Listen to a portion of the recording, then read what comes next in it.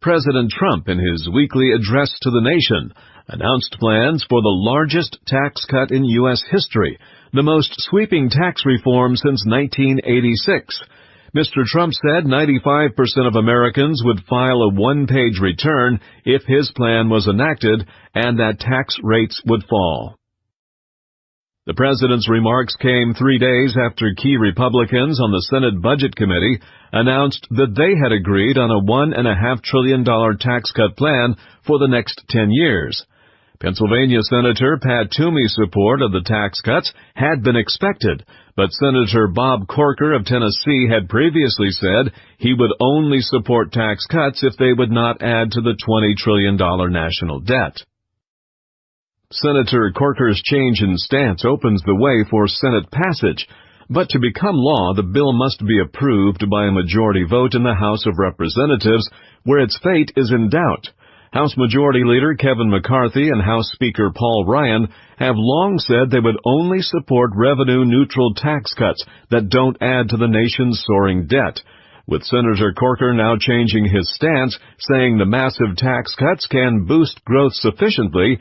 It is conceivable that Congressmen McCarthy and Ryan could experience a similar change of heart.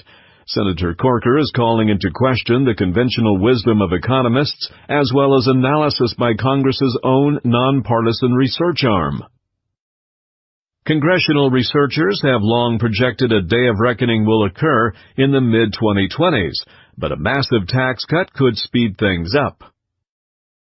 The cost of Social Security, Medicare, Medicaid, defense, and interest are projected to rise fairly gently through the mid-2020s before interest owed on the national debt begins to accelerate sharply and becomes unsustainable. If a $1.5 trillion tax cut is added on top of the pile of debt shown here, it puts the nation on a faster track toward peril. Maybe it will take such a crisis to force lawmakers to prevent the national debt from soaring beyond what the U.S. can safely afford to pay back. If tax cuts are enacted this year, opportunities to reduce your tax bill could be substantial.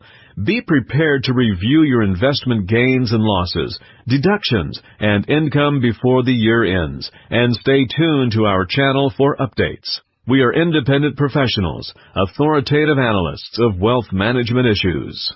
For continuing coverage of tax tactics at this important time, please subscribe to our email newsletter.